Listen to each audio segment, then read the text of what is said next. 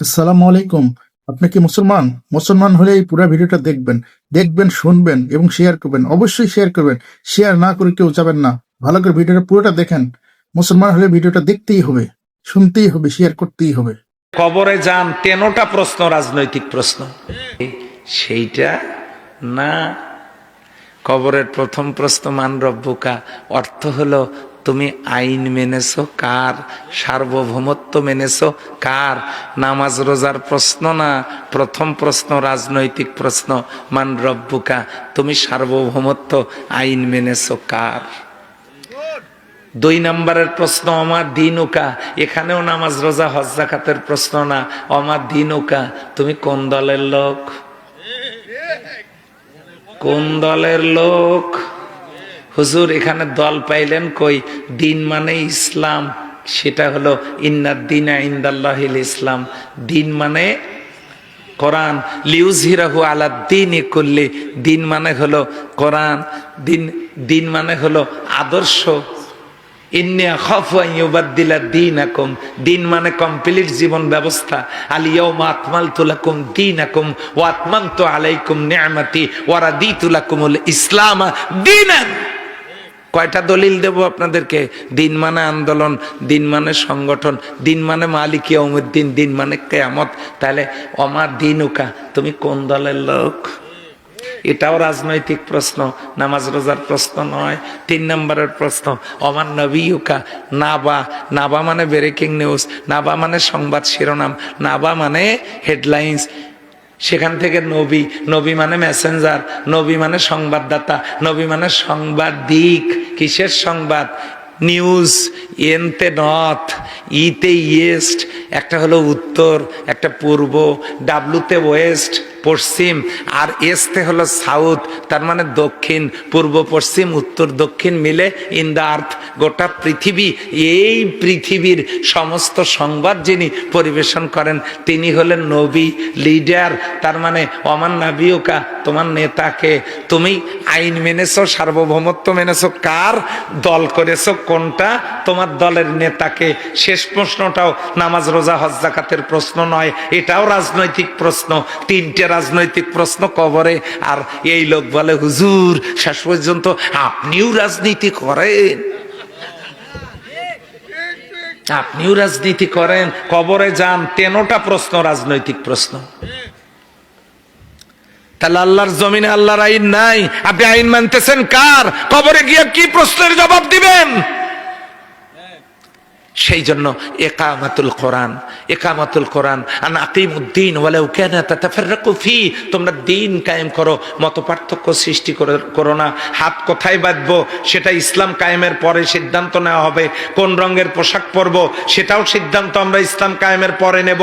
ফরজ নামাজের পরে হাত তুলে দোয়া করব কি করব না ওটাও পরে হবে। এরপরে আমিন জোরে বলবো না আস্তে বলবো সে সিদ্ধান্ত পরে নেব। দল্লিন বলবো না জল্লিন বলবো সে সিদ্ধান্ত পরে নেব।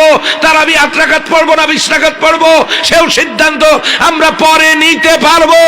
কিন্তু সমাজের সুদ ঘুষ দুর্নীতি অশ্লীলতা বেহায়াপনা চুরি ডাকাতি ধর্ষণ জেনা ব্যভিচারী কবিরা গুনাহ মানুষ খুন এই সকল পাপ বন্ধের জন্য কোরআনের আইনটা তো আগে সবাই মিলে কায়েম করার দরকার আছে না নাই? কিন্তু আমরা ব্যস্ত হলো দোয়া করব না, হাত কি বুকে না নাভিতে, এগুলো নিয়ে গন্ডগোল। আচ্ছা ভাই, যার হাত নাই সে কোথায় বাঁধবে? তার কি নামাজ হবে না? তাহলে এগুলো নিয়ে গন্ডগোল না করে আসেন সবাই মিলে কোরআনের সমাজ কায়েম করি। এর নাম ইকামাতুল কোরআন। এই জন্য আওয়ামী লীগের ভাইদেরকে লাগবে, বিএনপির ভাইদেরকে লাগবে, অন্য দলের ভাইদেরকে লাগবে, জামাত ইসলামীকে লাগবে, তাবলিগ জামাতকে লাগবে, পীরের মুরিদকে লাগবে, নারী লাগবে, পুরুষ লাগবে, যুবকদেরকে লাগবে, ছাত্রছাত্রীদেরকে লাগবে।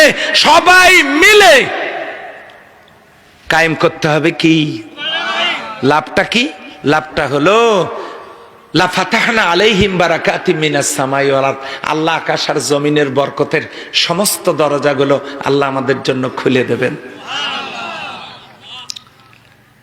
অথচ স্বাধীনতার 53 বছর যারা দেশ পরিচালনা করলো, আমার দেশে 60টা খনি একটাও তুলতে পারে নাই,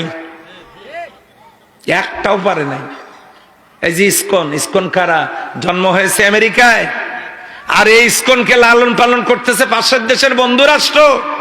কারণ আমার দেশের হাজার বছরের সাম্প্রদায়িক সম্প্রীতি, কোন ধর্মীয় সংখ্যালঘুদের সাথে আমাদের কোনো দ্বন্দ্ব সংঘাত নাই। আছে বলেন? মসজিদের পাশেই মন্দির, একসাথে তারা তাদের নিজেদের উৎসব পালন করছে, কোনো গন্ডগোল নাই। অথচ তারা ইসকনের নামে সাম্প্রদায়িক সম্প্রীতি বিনষ্টের জন্য তারা তো আত্মপ্রকাশ করেই একজন মুসলিম আইনজীবীকে হত্যা করেছে, জবাই করে। সাম্প্রদায়িক সম্প্রীতি নষ্টের জন্য ওদেরকে লেলিয়ে দিয়েছে। দেশের মধ্যে অশান্তি সৃষ্টি করার মাধ্যমে তারা পার্বত্য চট্টগ্রামের 3টে জেলাকে নিয়ে আলাদা রাষ্ট্র করতে চায়। কেন করতে চায় জানেন? ওই পার্বত্য চট্টগ্রামের পাহাড়ের নিচেই তো বাংলাদেশের সীমানায় আল্লাহ তাআলা স্বর্ণের খনি দিয়েছেন।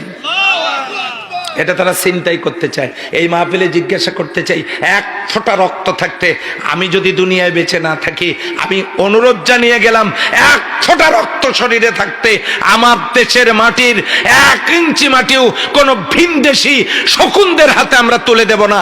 কারা কারা রাজি আছেন হাত তুলে দেখান। আলহামদুলিল্লাহ। সম্মানিত ভাইয়েরা, এই জন্য ওরা ষড়যন্ত্র করতেছে। আমার দেশের মাটির নিচে স্বর্ণ, আমার দেশের মাটির নিচে তেল, আমার দেশের মাটির নিচে কয়লা, আমার দেশের মাটির নিচে লোহা, আমার দেশের মাটির নিচে পাথর, ইউরেনিয়াম, গ্যাস। বিদেশ থেকে যন্ত্র এনে এই খনিজ সম্পদগুলো উত্তোলনের কাজ করলে কোনো যুবক বেকার থাকতো না, বৈষম্য বিরোধী আন্দোলন করা লাগতো না। কিন্তু তা না করে হাজার হাজার কোটি টাকা দিয়ে বেগম পাড়ায় বাড়ি, সুইস ব্যাংকে টাকা জমানো, দেশ থেকে কোটি কোটি হাজার হাজার কোটি মিলিয়ন বিলিয়ন ট্রিলিয়ন ডলার অর্থ পাচার করে দেশটাকে পঙ্গু বানানো হয়েছে। লক্ষ লক্ষ যুবক বেকার, ছেলেরা বৈষম্য বিরোধী আন্দোলন করছে। আমার দেশের এই ত্রাহি ত্রাহি অবস্থা কেন?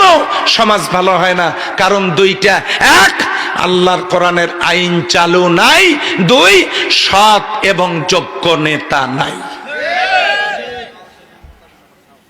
যদি করতে পারি ভাই, তাহলেই এই মাহফিল সার্থক হবে, তাহলেই এই মাহফিল সফল হবে, ধন্য হবে। আমরা কি সেই কোরআনের সমাজ কায়েমের জন্য যারা কথা বলেন তাদের সাথে এই কোরআনের সমাজ কায়েমের কাজে অংশগ্রহণ করতে রাজি কি আছি? নাকি কোন দলের সিঙ্গাড়া মার্কা কর্মী হইয়া, চা বিস্কিট মার্কা কর্মী হয়ে, চা সিঙ্গাড়া জীবনে খান নাই, খাবার নাই, রোজা রাখেন, পরনে কাপড় নাই, তালিযুক্ত কাপড় পরেন, তারপরেও সিঙ্গাড়া খাইয়া নিজের মাথাটা কারো কাছে বিক্রি করে দিয়েন না। আপনি শুধু এতটুকুন বলেন, সবাইকে দেখা শেষ আল কোরআনের বাংলাদেশ। আমরা সবাইকে দেখেছি। উন্নয়নের দোহাই দিয়েন না, ক্ষমতায় তো ছিলেন, আপনারা তো পারেন নাই দুর্নীতি বন্ধ করতে, নতুন করে করবেন তার গ্যারান্টি কোথায়? সবাইকে দেখেছি, এখন শুধু কোরআনকে দেখব, পারা যাবে না? এই সিদ্ধান্ত যদি নিতে পারি তবেই দুনিয়া এবং মিলবে অবারিত করুণা এবং রহমত। আল্লাহ সুবহানাহু ওয়া তাআলা আমাদের সবাইকে কোরআনের পথে কবুল করুন। কোরআন যাতে কিয়ামতের দিন আমাদের পক্ষের দলিল হয়, এতটুকু আশাবাদ ব্যক্ত করে আমি আমার কথা শেষ করছি। এই ভিডিওটা এমন ভাবে শেয়ার করবেন, শেয়ারের উপর শেয়ার করবেন, শেয়ারের উপর শেয়ার করবেন, এমন ভাবে শেয়ার করবেন যার হাতে মোবাইল আছে সেই মোবাইল অবশ্যই তার কাছে যেন পৌঁছায়, সবার কাছে, বিশ্বের সমস্ত মুসলমানের কাছে এই ভিডিওটা যেন পৌঁছায়।